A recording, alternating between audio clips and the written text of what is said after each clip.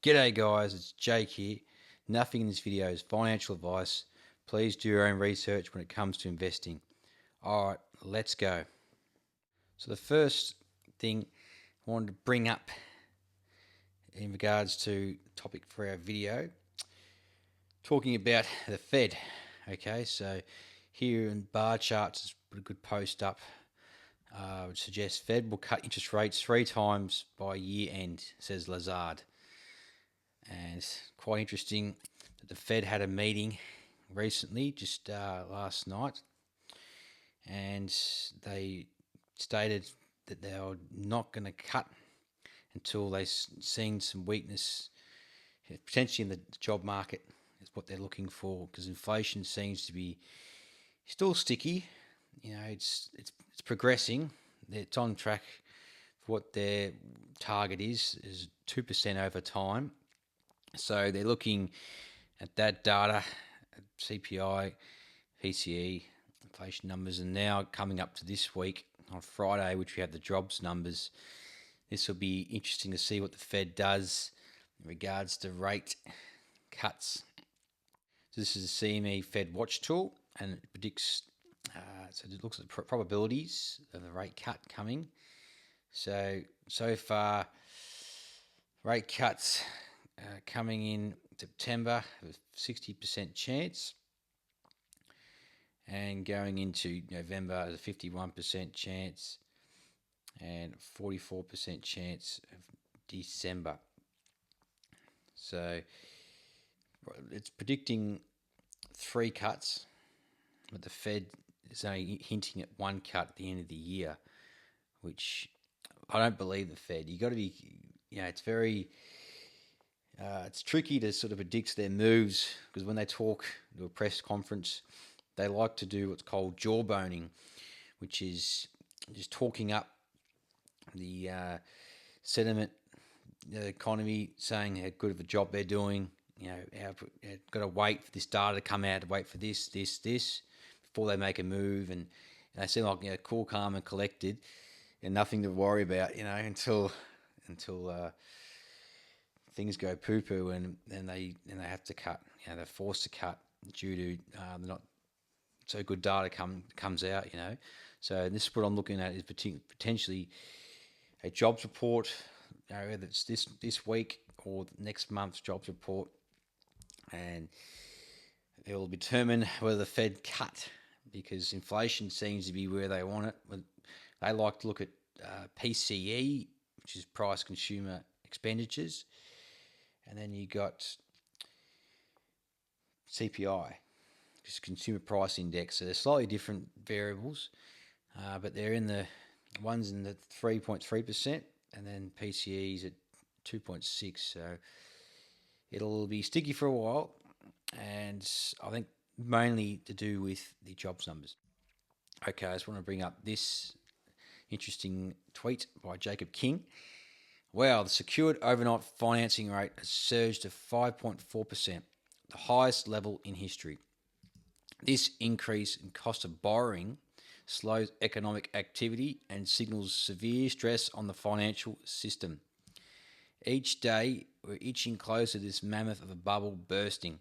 All indicators are flashing red. So it's a bit blurry, this chart. But you can just see, I really can't read that properly, but you can see this is the rate of overnight financing for central banks. And we've had a huge spike up, which is quite interesting. And this is the, I believe this is the federal funds rate here, staying flat. And then you have the financing rate, which is basically at the same level as the Fed funds rate. So very, very interesting. Pretty freak news there. Next one I want to talk about is 80% of global central banks are expected to cut rates by the end of the year. Will the Federal Reserve be one of them? So we already had some banks cut rates already this year. So the Bank of Canada, European Central Bank, and Switzerland as well. and waiting for more to cut, waiting for England, waiting for Australia, and of course the US. So will they cut? Because 80% of them are expected to cut rates by the end of the year. So whether the Fed in America do that or they cut sooner, like I said, it all depends on the data coming ahead of the economy. So yeah, it's very interesting. This chart, it's going back from the 1998, going forth and showing predictions right there. Okay, let's go into the charts. So I want to bring up this chart, which is called KRE, which is the SPDR S&P Regional Banking ETF, which is tracking regional banks in the US and in relation to the S&P. So we have a interesting looking chart. I can bring up the S&P to compare, to give you an understanding of where we're tracking, comparing the S&P, because usually we are fairly correlated, these two charts. I'll just go back just to the recent times in 2020. So you can see we were tracking quite nicely here, and we came up, down, up, down, up, down. They both went up, down, up, and then they both crashed. We went up, down, up, down, up, down. Sort of grinded the way up. This KRE sort of broke down here, whilst the S&P kept going straight up. But KRE sort of just went sideways, okay? And then they just continued to grind up. And then they both went down for 2022 there. And so they both went up, down, up, down, up, down.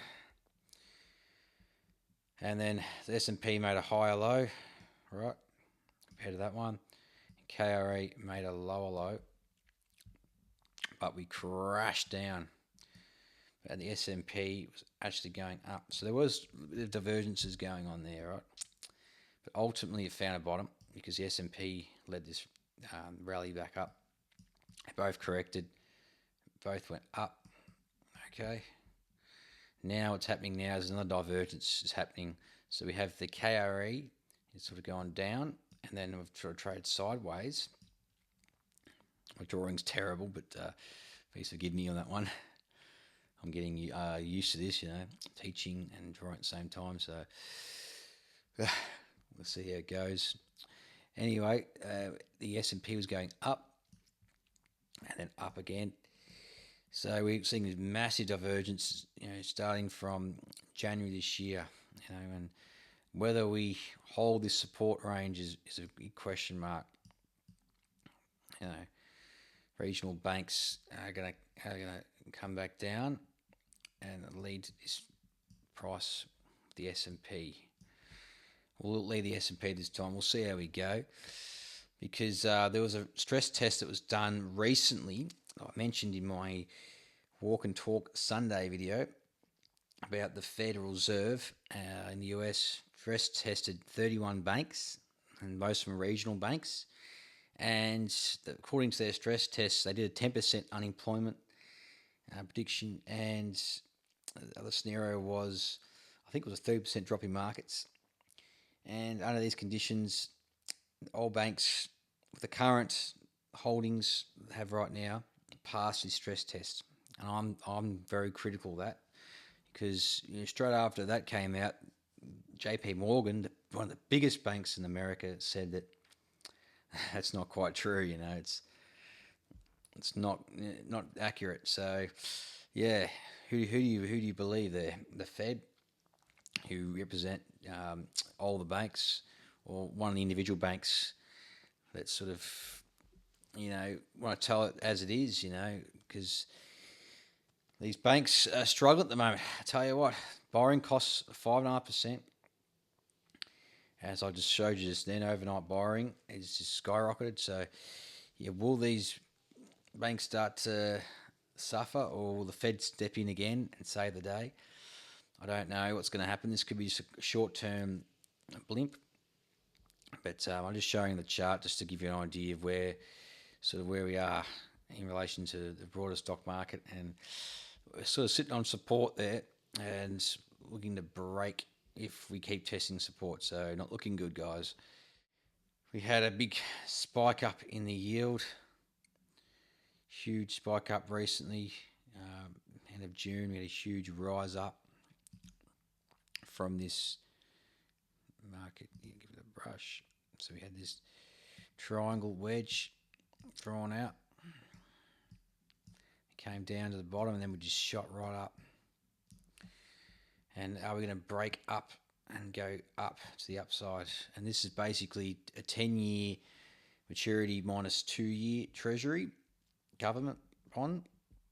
And it's suggesting that these yields are looking to break higher, which has been since 2022 July, so nearly 2 years, guys. 2 years this thing has been below the zero line.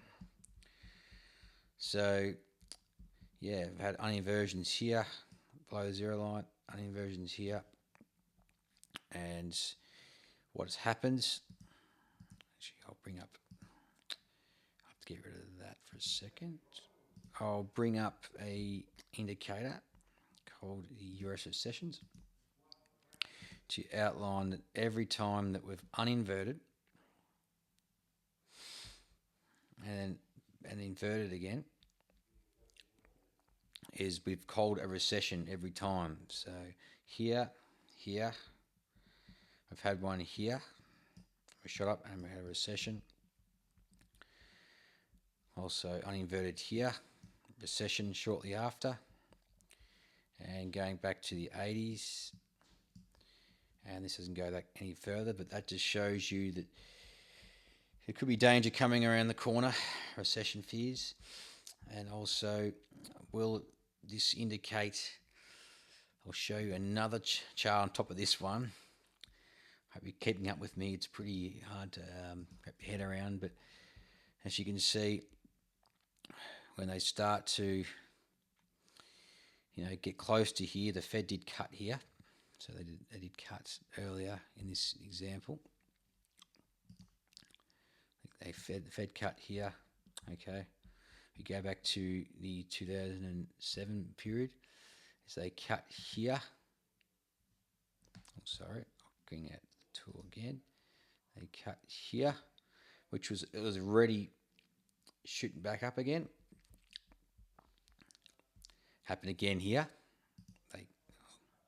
They cut and it shot up, which sort of got the Fed interested. Okay, we've got to act on this data, which they never talk about this in their meetings, by the way. This chart never gets talked about.